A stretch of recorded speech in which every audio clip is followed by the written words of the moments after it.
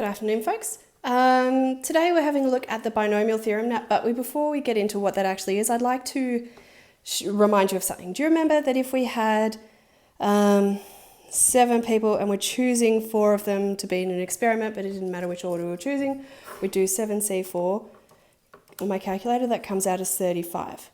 And that was actually 7 factorial over 4 factorial times 7 take 3 factorial.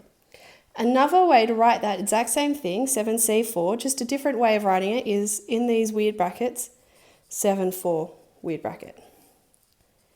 It's the exact same as 7C4, so you're going to start seeing a whole bunch of stuff like this. It is the same as this, it's just a different way of writing it.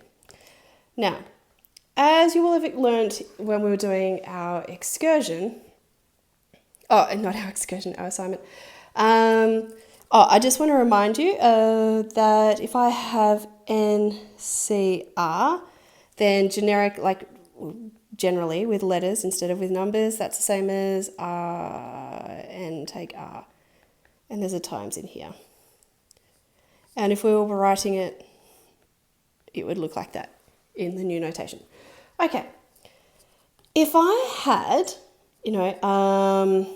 x plus 2y to the 4, and we were expanding that, then when we were using Pascal's triangle, we learnt that we should do 1, 4, 6, 4, sorry, I should make this a bit smaller, 1, and then put our individual terms in, x to the 4, x to the 3, x squared, x to the 1, technically x to the 0, but we don't usually write that in.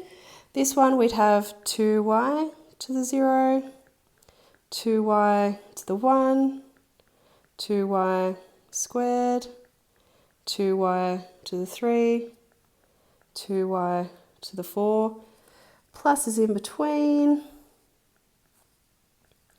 and that gives us 1 times x to the 4 times 2y all to the 0 gives us x to the 4, or 1 times x to the 4 times 1, plus 4 times x to the 3 times 2y, 6 times x squared times, now 2y squared is 4y squared because we have to square all of it, 4x to the 1, 8y cubed,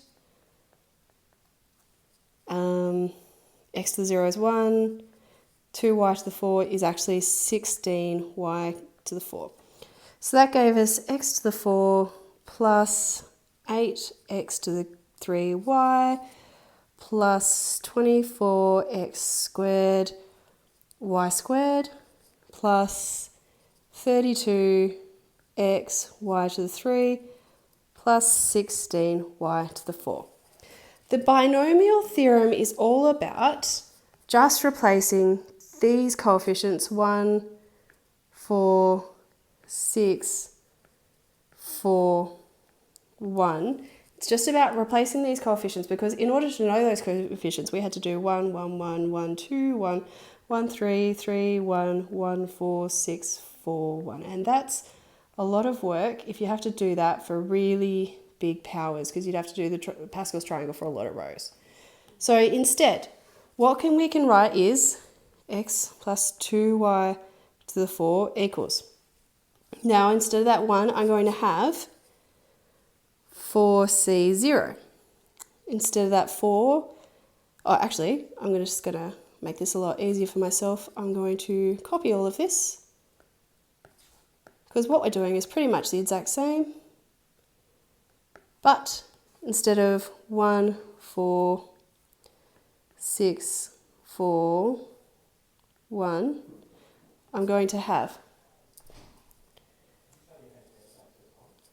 4c0, 4c1,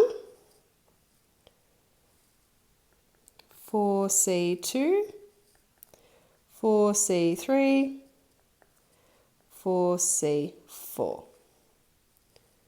Or I could have written that 4-0, 4-1, 4-2, and it's up to you which notation you use. I just want you to be flexible because you might get questions in the exam or in the textbook that use a different one. So I could have written it that way as well. So let me get rid of these. Because 4C0, chuck it in your calculator, it does come out as 1. Ooh. 4C1 does come out as 4. 4C2 does come out as 6. 4C3 does come out as this 4. And 4C4 does come out as this 1. That's a basic introduction. To generalize this form, the actual binomial theorem states that x plus y to the n, so x plus y, or x and y are just our normal a's and b's, we like to say, equals, well, we start off with nc0, it would be x to the n, y to the 0, plus nc1, x to the, well, we've gone down by 1, so take 1, y we've gone up to 1, plus nc2, x to the, well, we've gone down by 2, y we've gone up to 2, plus, and we go all the way, you keep going, until you get to ncn, x to the n, take n, which comes out as 0, y to the n, where NCR equals n factorial over r factorial n minus r factorial. So that's the binomial theorem. I'll be doing examples in the next video.